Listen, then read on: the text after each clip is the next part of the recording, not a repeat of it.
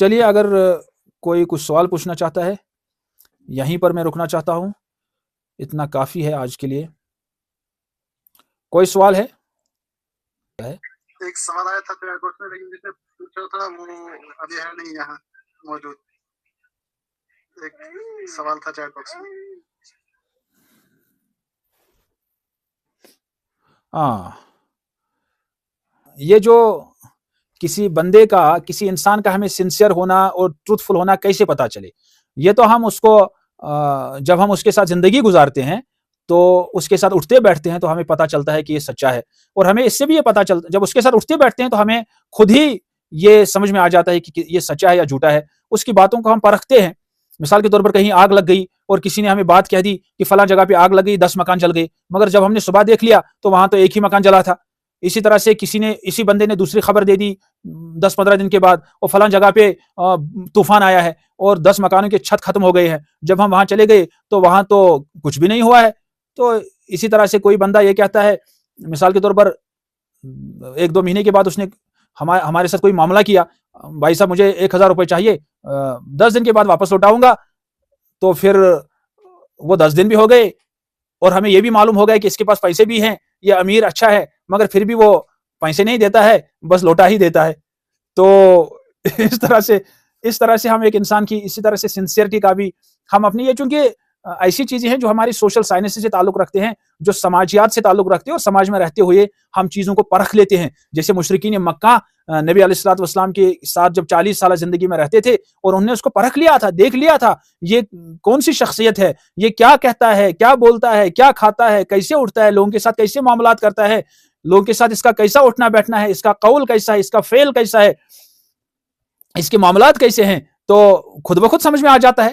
یہ ایک بالغ انسان کے لیے جاننا کوئی مشکل چیز نہیں ہے، بہت آسان ہے. ہم اس کو روزمرہ زندگی میں ایک دوسرے کو پرکھ لیتے ہیں، کون سنسیئر ہے اپنے کام میں، کون جھوٹا ہے یعنی مخلص ہے اپنے کام میں، اور کون سیلف لیس ہے، کون سیلفش ہے، کون جھوٹا ہے، کون امانت دار ہے. یہ تو سب ہمیں معلوم ہوتا ہے، بلکہ ہمیں اپنے بارے میں بھی پتا ہے کہ ہم کون ہیں، ہم کیسے ہیں، ہم کتنا پانی میں ہیں، ہم کتنے امانت دار ہیں، ہم کتنے سچے ہیں، ہم کتنے سنسیئر ہیں.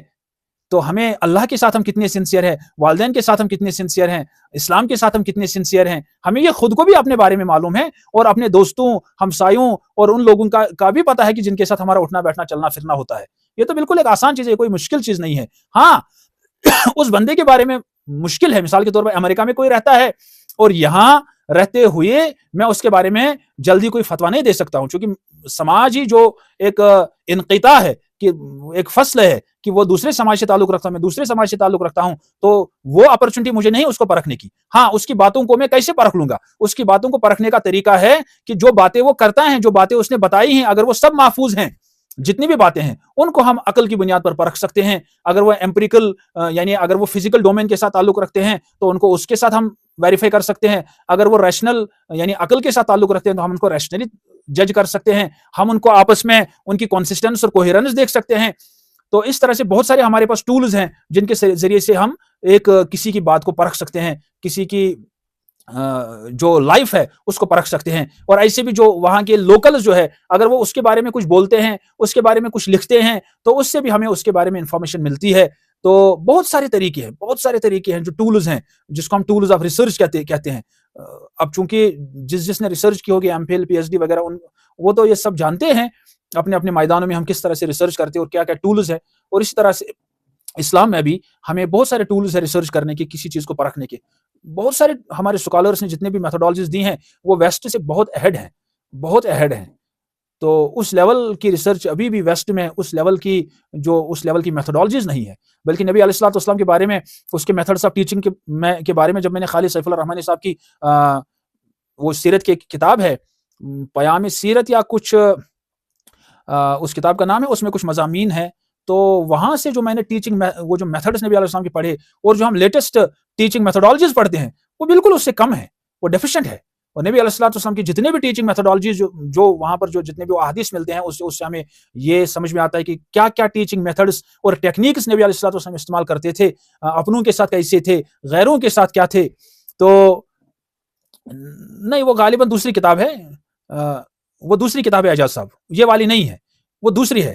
اس میں تاریخی اعتبار سے سیرت نہیں لکھی ہوئی ہے، اس میں کچھ مقالے ہیں حضرت کے، تو اور وہ پیغمبر عالم جو کتاب ہے وہ موٹی ہے، اور وہ جو ہے دوسری کتاب جس کے بارے میں عرض کر رہا ہوں وہ تھوڑی سی اس سے پتلی ہے، اتنی بھی نہیں مگر سمجھو کہ اس سے تھوڑی، سمجھو کہ 200-250 صفحات کی کتاب ہے، وہ 300 تک زیادہ سے زیادہ، اور وہ بہت ہی بہترین. اس میں اصل میں حضرت نے لیسنز لکھے ہیں کہ ہر واقعے سے، بدر کے واقعے سے، احد کے واقعے سے، حدیبیہ کے واقعے سے کیا کیا لیسن ہے ہمارے لیے، مختصر تاریخ اور پھر لیسن کیا ہے ہمارے لیے.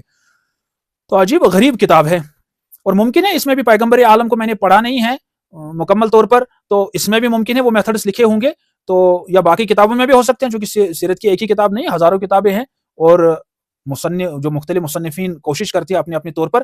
تو عرض مجھے یہ کرنا ہے کہ نبی علیہ السلام کی جو ٹیچنگ میتھڈز ہیں وہ بہت اہڈ ہے. ماڈرن ورلڈ آج ڈسکور کرتا ہے کچھ ٹیچنگ میتھڈز کو، انوویٹ کرتے ہیں، انوینٹ کرتے ہیں، اب اس طرح سے ہمیں پڑھانا چاہیے، اس طرح پڑھانا چاہیے. نبی علیہ الصلوۃ والسلام نے آج سے 1400-1450 سال پہلے وہ سب ٹیچنگ میتھڈ اس سے بالکل بہتر ٹیچنگ میتھڈالوجی جو ہے استعمال کی ہے. یہ میں بس ایک اپنی ایکسپیرینس سرچ کر رہا ہوں. چلیے ٹھیک ہے، والسلام علیکم ورحمۃ اللہ.